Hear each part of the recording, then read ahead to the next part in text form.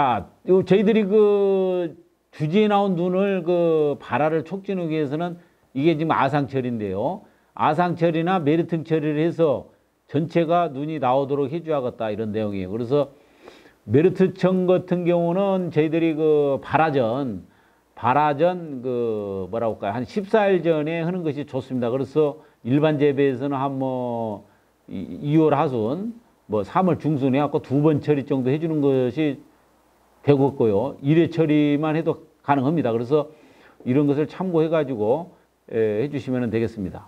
자, 아상 처리는 원래 그 메르팅 처리, 최화제 처리는요. 끝눈 한 두서너 개만 남기고 전체 처리하는 게 좋습니다. 그래서 메르트청 1과 물 2를 섞어서 붓으로 바르는 것이 좋습니다. 일부에서는 노동력이 없기 때문에 스프레이로 처리하는데 눈 쪽에 있는 부위를 바르는 게 좋습니다.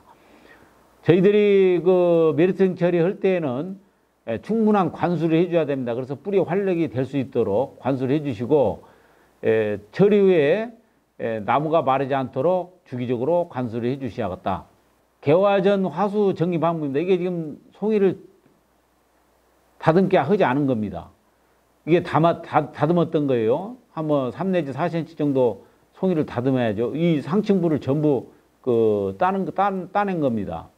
그 다음에 지배련 1차 처리하기 위해서 2개를 남겨놨다가 1차 처리하면 떼고 2차 처리하면 떼고는 그 표식을 위해서 결과지를 남겨놓은 겁니다. 그래서 저희들이 보게 되면은 개화 일주일 전에는 한 3cm 정도 사용하고요. 개화 초기에는 한 4cm를 사용한다 이런 그 관념을 가지고 저희들이 한 700g 정도를 생산한다 이렇게 보시면 되겠습니다. 자, 사이마스케 화수 정리는 이게 지금 정상적인 좋은 화수입니다. 그래서 정상 화수, 이 중간 사용할 수 있는 화수, 여기를 약간 끊어내고 사용할 수 있는 거, 그 다음에 여기를 끊고 사용할 수 있는 거, 그 다음에 이 지경을 사용할 수 있는 겁니다. 여기가 이렇게 벌어져 있는 것은 사용할 수 없는 겁니다. 지금 일부 주산지에서 이 지경을 사용했을 경우, 이 지경도 충분한 그 사이즈가 나오거든요. 그래서 지경을 사용했을 경우에 포도가 잘 성숙기가 빨라진다는 거예요. 그래서 저희들은 지금 저는 개인적으로 이 포도가 굉장히 익는데 어려움이 있잖아요. 사연이. 그래서 한 나무에 한 30개 정도, 뭐 20송이로 붙인다 하면은 이 지경을 한 10송이 정도를 지경을 의도적으로 착과를 시켜서 포도를 빨리 익히고, 자, 포도가 10송이가 빨리 익으면은 10송이가 지금 남아있잖아요. 일반 송이가. 그것이 굉장히 빠른 가호 속도가 붙지 않느냐. 그래서 주산지에서 이러한 그 영농 잡기가 많이 이루어지고 있는 사례가 있기 때문에 우리 지역에서도 자기가 시험 재배를, 실증 재배를 해서 이러한 것을 도입을 해서 이 포도를 좀 빨리 익는 그 기술을 도입했으면 좋을 것 같습니다. 화수 정행기입니다. 우리가 이제 이게 화수 정행기인데요. 이 화수를 이 사이에다 넣어서 밀면 그 화수가 정리가 됩니다. 그래서 굉장히 노동력이 절감이 되겠습니다. 자, 사이마스케 지배련 처리 1차 시기입니다. 이 만개기 이때 해야 됩니다. 이때. 이 시기에 이 송이 끝이 개화되어 있을 때, 80% 개화됐을 때는 아직 개화가 안 됐어요. 이 끝이. 이게 만개기입니다. 이 밑 끝이 개화됐을 때. 이 정도면 한 만개 3일 후를 보겠습니다. 송이 절단.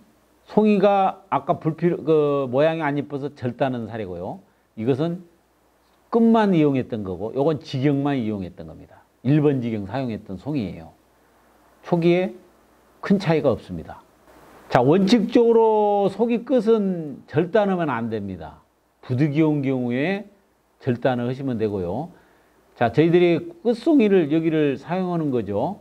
송이를 길게 남았을 경우에는 아까 뭐 3 내지 4cm 들어오고 그랬잖아요. 근데 7cm 정도 나면 이렇게 화수가 굽는다든가 굉장한 그 뭐랄까 좋지 않는 되기 때문에 필히 그 뭐랄까 그 길이를 준수를 해서 고품질 포도 생산하는데 활용해 주시기 바랍니다.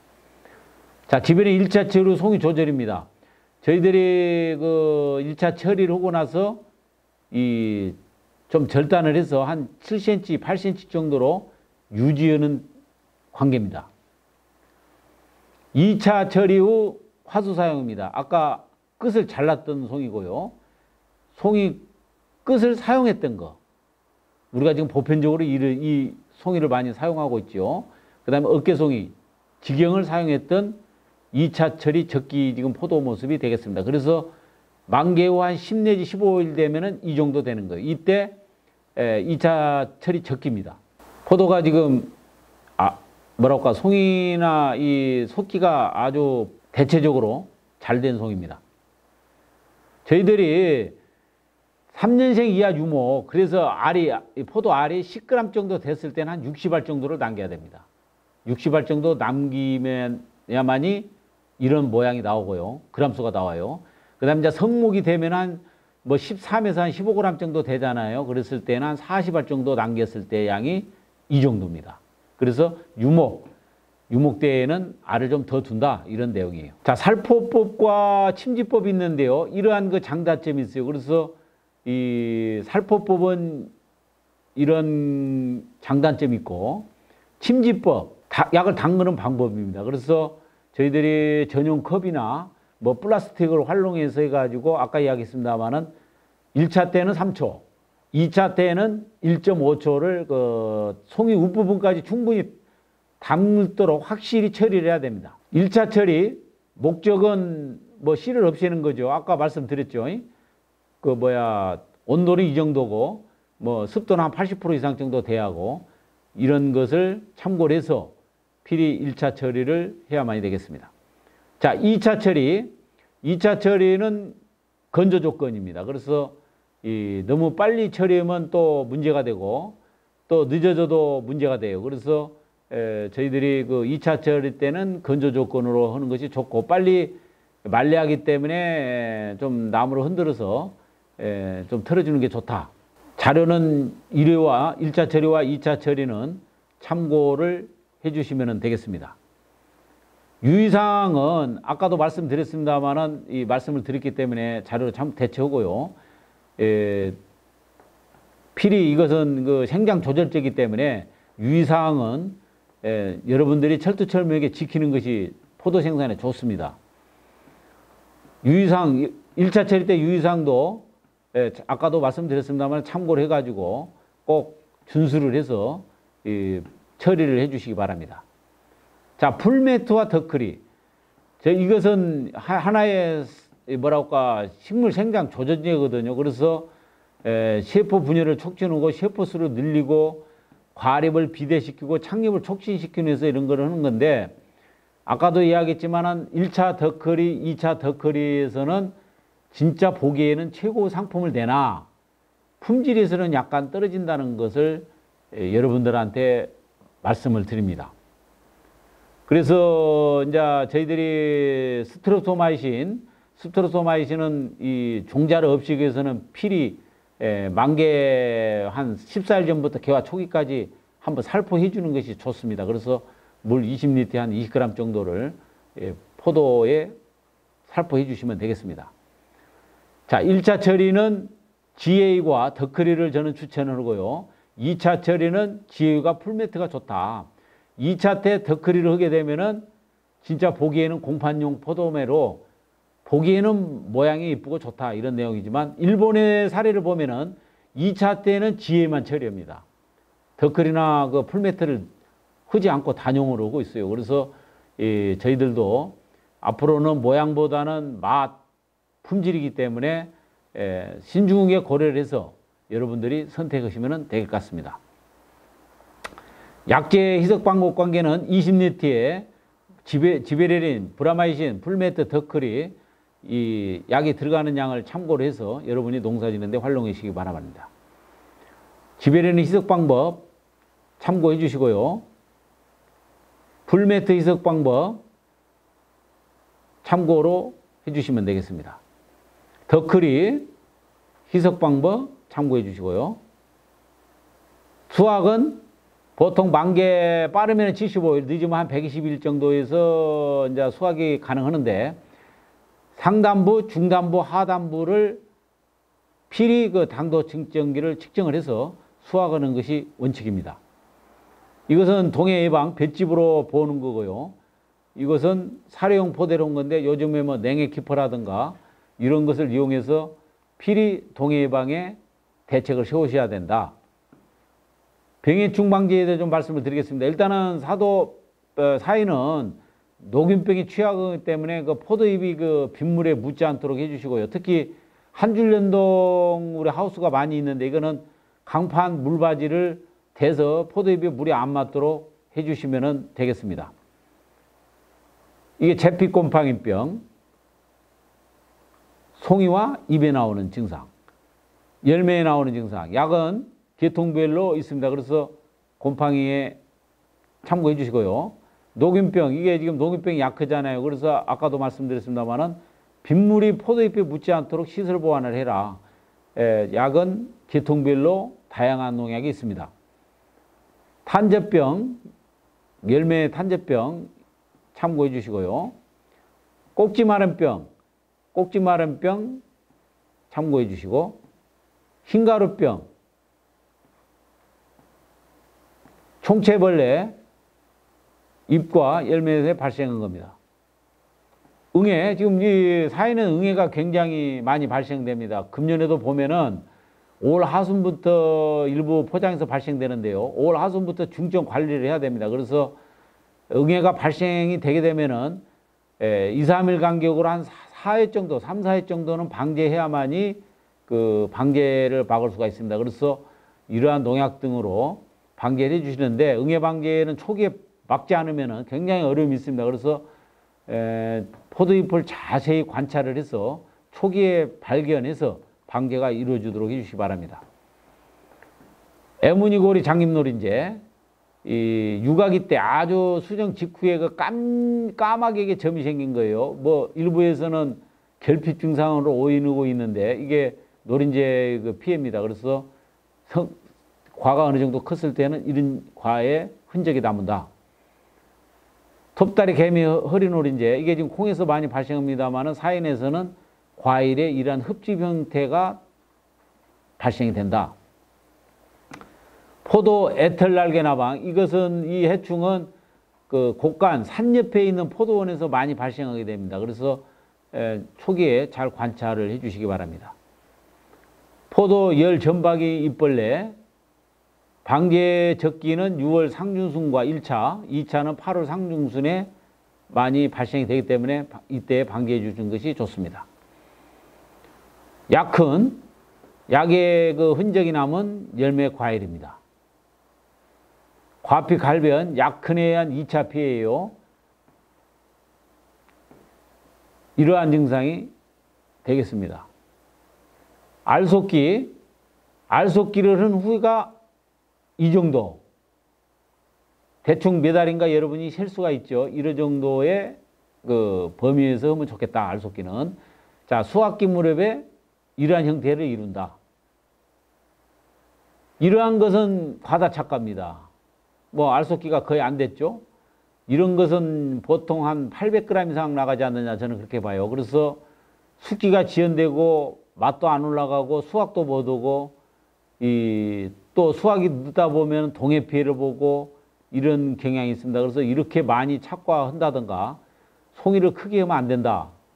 절대로 이런 것은 품질이 저하 원인이 되기 때문에 가격이 굉장히 하락합니다. 이런 포도는. 그래서 꼭 유념해서 철두철미하게 알속기를 해주시기를 바랍니다. 수확 관계는 저희들이 적산 온도는 한 2300도씨가 필요고요. 저희들이 이제 칼라 차트 그 색깔을 봤을 때 한 3단계 이상이 돼야 돼요. 우리가 1단계에서 5단계까지 보거든요. 그래서 이러한 단계가 돼야 되고, 이 포도는 원래 새벽에 수확해야 되잖아요. 이 뭐랄까 그 저장성 향상을 위해서. 그래서 이 청포도이기 때문에 판단이 굉장히 어려움이 있습니다. 그래서 원래는 최고 품질은 18브룩스 이상 망고향이 날 때 좋다. 이런 것을 참고해 가지고 수확해 주시면 되겠습니다. 이게 저장성이 좋은 포도라고 그랬죠. 저장을 해서 12월 15일 날 보았던 지금 샘플입니다. 그래서 그런 대로 이 품질이 현상 유지가 되고 있다. 이런 내용입니다. 저희들이 그 샤인과 블랙 사파이어를 비교했는데요. 11월 11일 날 우리 고냉지 지역의 아영에 있는 한 농장입니다. 이 포장은 같은 포장이 있는 건데요. 이 사인 품종입니다. 11월 10일 날 거의 낙엽이 지지 않고 그대로 있는 포장 형태가 되겠습니다. 이게 블랙 사파이어인데요. 붉은 단풍이 들어서 단풍생을 이루고 있습니다. 안녕하세요. 농업기술센터에서 근무하고 있는 김상임입니다. 오늘은 샤인머스켓 저장에 대해서 말씀드리겠습니다. 목차입니다. 먼저 샤인머스켓 저온 저장이 필요한 배경입니다. 두 번째로는 영농기술 정보와 더불어 연구 결과이고, 마지막으로는 현재 저온 저장 시 사용하는 유황패드에 대해서 말씀드리겠습니다. 샤인머스켓 품종이 비교적 최근에 도입되었기 때문에 어린 나무의 비율이 높고 생산량이 많지 않아서 저장 유통의 비중이 낮았습니다.